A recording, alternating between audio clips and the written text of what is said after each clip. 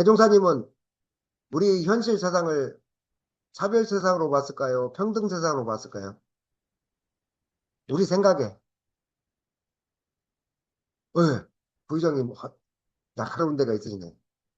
대종사님은 현실 물질 세상을 차별이 극대화된 세상이라고, 특히 그때는 일제시대에 치하에 있던 시기라 차별이 아주 극심한 시기였어요. 지금도 심하지만 대종사님은 현실 세상을 차별 세상으로 봤어요.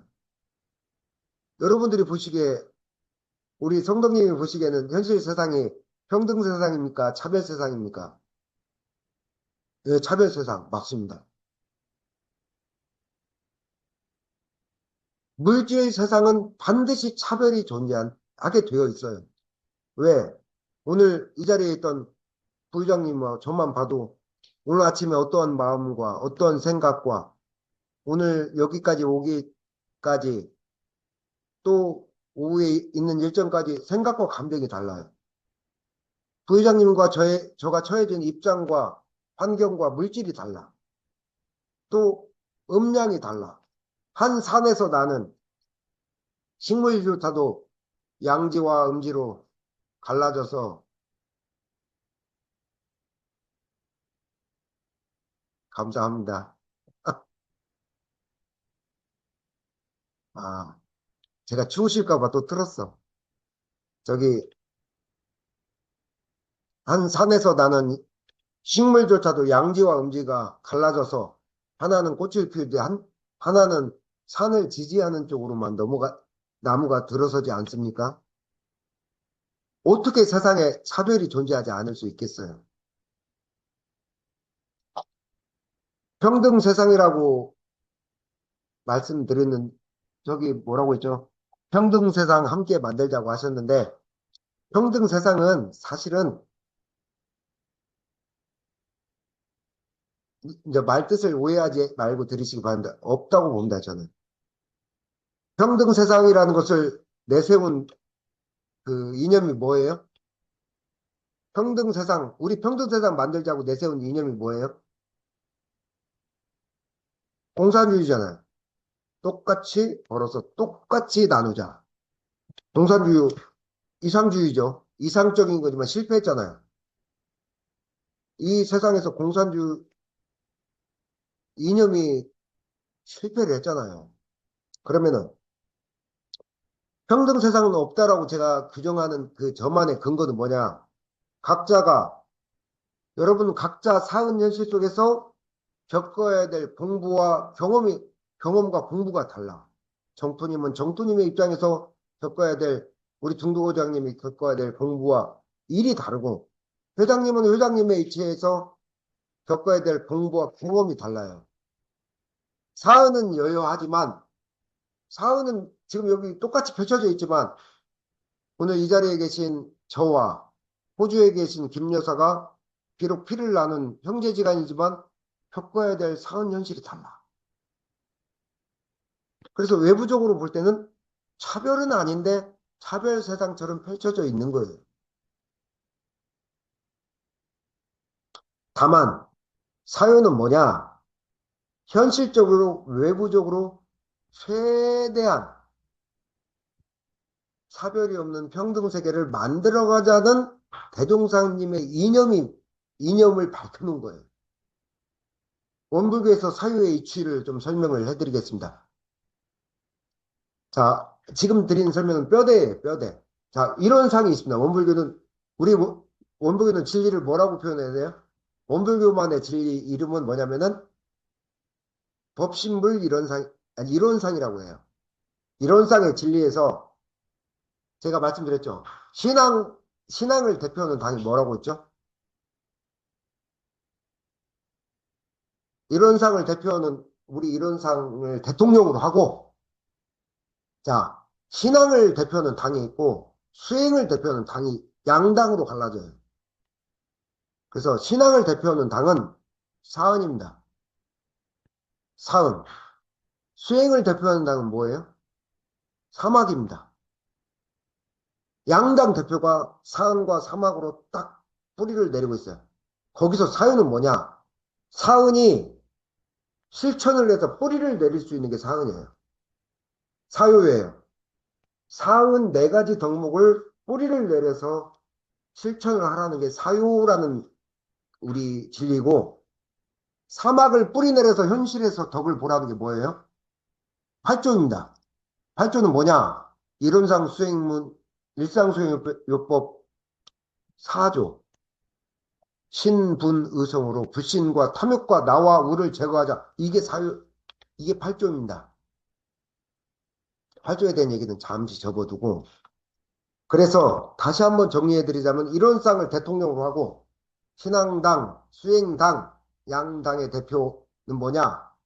신앙을 대표하는 당의 대표는 사은, 수행을 대표하는 당의 대표는 사막. 그럼 당원이 있어야 될 거 아니에요. 당원, 움직이는 당원이 있어야 돼. 당원이 뭐냐?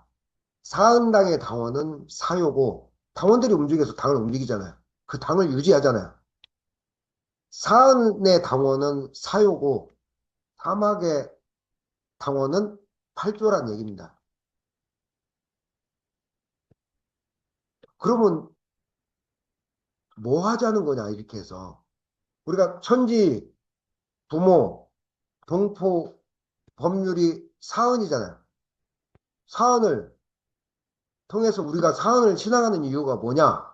사은의 위력을 얻고 보호하심과 가피하심을 얻자는 것이 그 목적인데 그 사은만 알면 되는 것이 아니란 얘기예요. 그것이 우리 현실 속에서 진리, 사은이라는 진리의 위력을 얻고 사은의 가피하심을 우리가 보호를 받고 살잖아요. 가피하심을 얻자는 것이 사은의 목적이잖아요. 그 목적을 이루는 게 사유란 얘기예요. 그리고 정신수양, 사리연구, 작업치사, 사막을 통해서 이 사막이 신앙당의 대표라고 하잖아요. 그걸 실행하는 당원들은 누구냐? 신분의성으로 믿음과 분발함과 의심, 의심은 뭐냐면은 공부하고자 하는 마음이 의심이에요. 그 다음에 정성으로서 뭘 없애야 돼요? 그 당에 반대되는 것들, 불신, 믿지 못하고 탐욕, 욕심 부려서 어느 순간 멀어지고 나와 하지 않으려는 거. 부처님도 하지 않으려는 방법이 없다고 하시잖아요. 하지 않으려고 하는 거. 그리고 어리석음.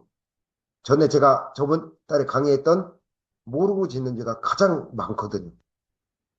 그 네 가지를 신분의성 당원들이 신분의성 당원은 살려내고 키워내고 네 가지 나쁜 당원들은 정리를 하고 없애자. 그래서 뭐 하자는 거예요? 우리 삶의 사막이라는 당 있죠. 당 대표 밑에 8조 이 당원들이 열심히 활동을 해서 우리 삶의 각자의 현실 속에서 실제 덕을 낮추자. 원불교는 그냥 믿어라, 신행하라, 수행하라 이렇게 말하면 막연하다고 말씀드렸어요. 그래서는 안 돼.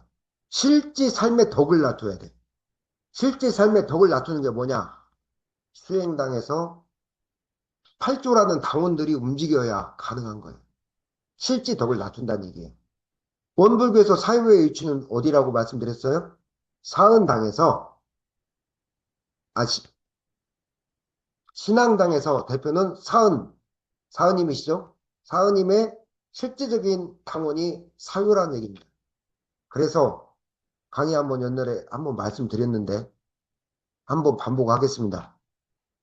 원래 사유는 어디서 나왔다고 말씀드렸어요? 사은을 실천하라는 게 사유인데 그래서 천지, 부모, 동포, 법률에서 사유가 나왔어요. 천지에서는 뭐가 나왔느냐? 원래 대종사님 때는 사유가 자력양성, 지자본이, 타자늘교육, 공부자 숭배가 아니었어요. 불교 정전에서는 사중보훈의 도라고 사유를 그렇게 얘기해요.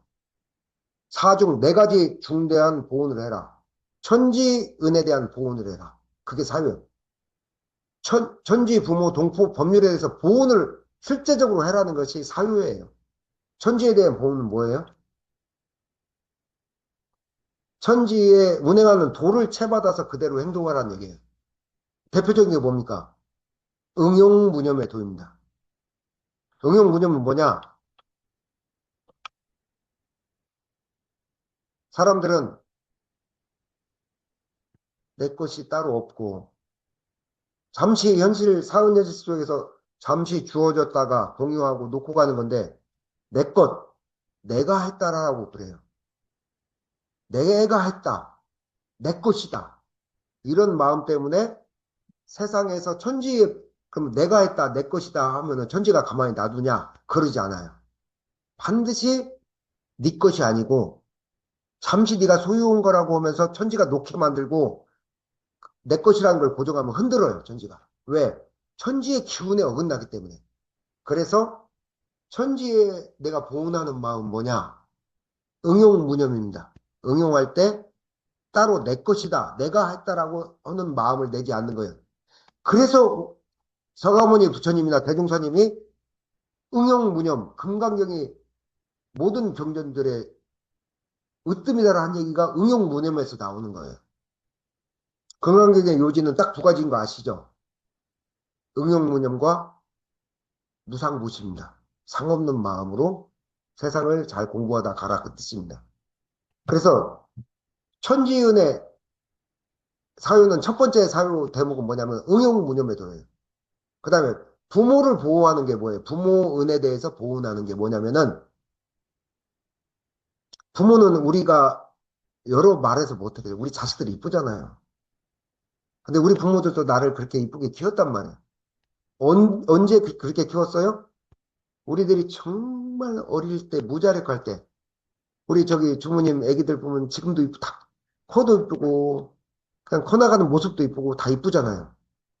그냥 큰 놈만 좀 징그럽게 옆에 늘 가까이 붙어 있던데, 그 놈은 원래 남자들이 그 나이 때 되면은 좀 사춘기가 와서 이렇게 안 비비거든, 막.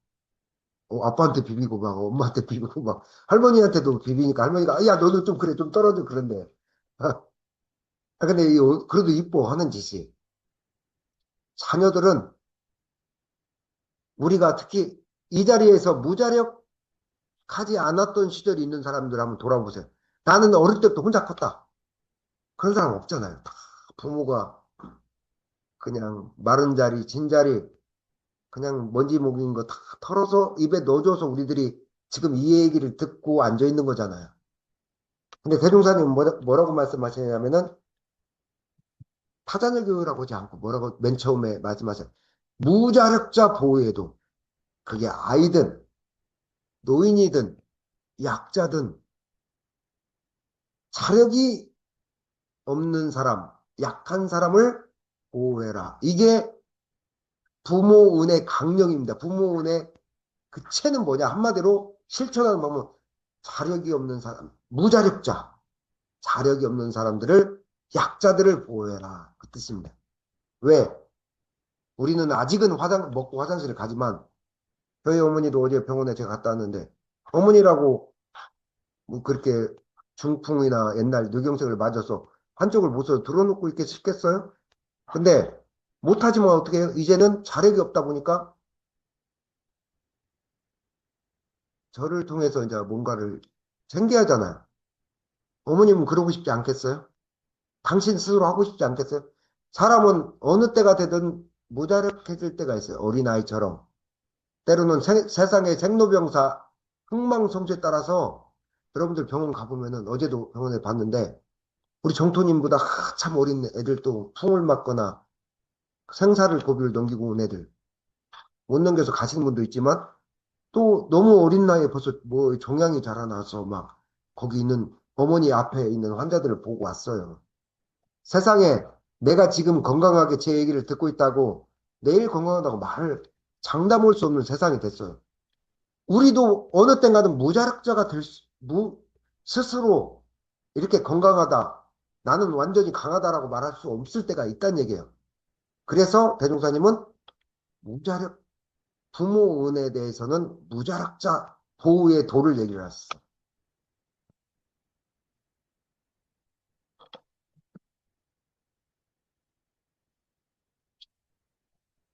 자, 동포는 전지현의 응용무념에도 부모원의 무자력자 보호에도 동포원에는 무슨 도를 말씀하셨죠? 저번에 강의 한번 했어요, 제가. 근데 이제 새로 오신 분들 위해서 또 한번 하드립니다. 동포원에서는 자리이타도를 얘기했어요.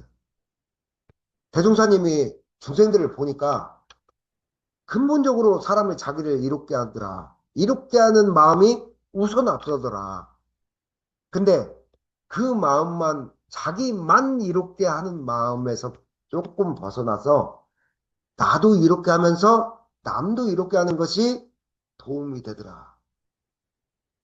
대종사님 때는 사리 이탈을 주로 하되 남을 먼저 이롭게 하고 나는 좀 손해보다도 남을 먼저 이롭게 하라고 하셨어요. 근데 앞으로 이 법은 좀 바뀌어야 돼요. 왜? 세상 모든 사람들이 자기를 이롭게 하는데 우선인데 내 걸 손해봐가면서 남한테 하면은 요즘 그걸 뭐라고 불러요? 제 별명. 저희 어머니가 맨날 저한테 하는 얘기. 어떻게 당신 뱃속에서 저런 호구가 나와가지고 맨날 그래 저보고. 근데 요즘 세상에서는 그래요. 자기를 이롭게 하지 못하면은 호구라고 그래요.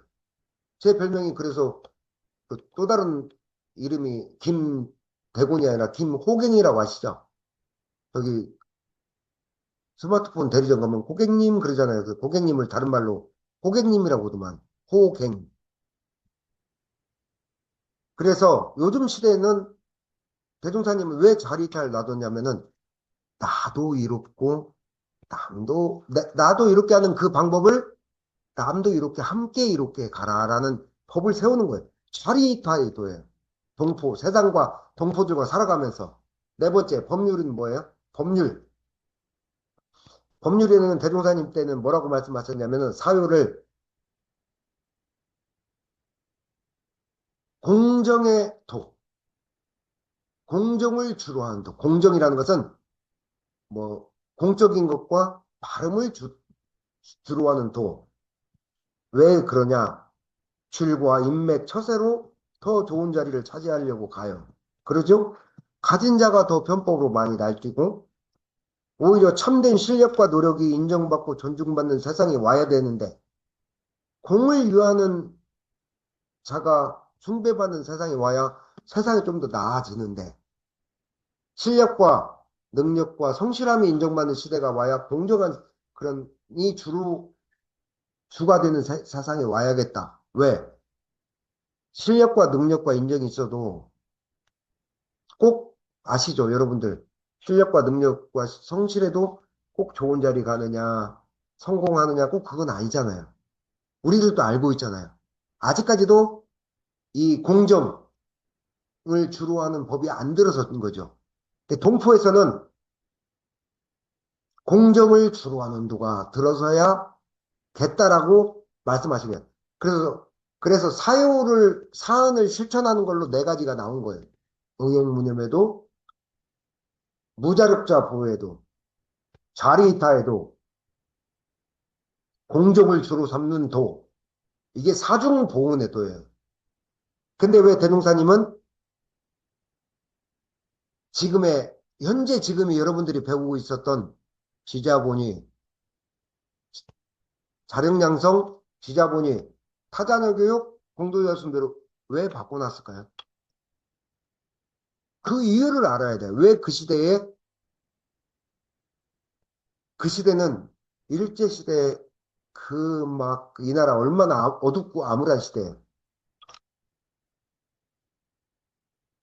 사중보훈의 도를 우선으로 해야 되는데 그 얘기를 하려니까 너무 어려운 거예요. 대종사님, 중생들의 시각이 그렇게 안 열렸어. 그래서 우선적으로 사유를 갖다 집어든 거예요. 그게 뭐냐? 자력을 양성해라. 정신의 자주력, 육신의 자원력, 경제의 자립력, 자력을 양성해라. 두 번째, 그 당시에 에헤 뭐고 유교 사상에 잘 알지도 못한 유교 사상에 폐해에 쩌들어 있는데 이미 일본은 어땠어요? 서구의 실용적인 문물들을 다 가져오고 열려가는 시대를 열고 있었잖아요. 그러니까 하나라도 나보다 아는 사람, 지자를 본의로 가라. 지자를 본의로 가라. 세 번째, 교육받은 자와 교육받지 못한 차별이 너무 심했어요. 그리고 그런 거 있잖아요. 곧 죽어도 지금은 자녀가 없으면 어때요? 내 재산을 공적인 재단에 기부를 해서 사학재단 이렇게 재단을 형성해서 교육기관, 교육재단에서 장학금을 줘서 애들을 키우잖아요.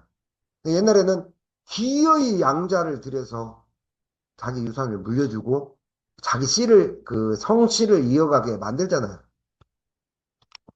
교육받은 자와 교육받지 못한 자 차별이 심했고 교육받을 수 있는 환경이 너무 열악했어요.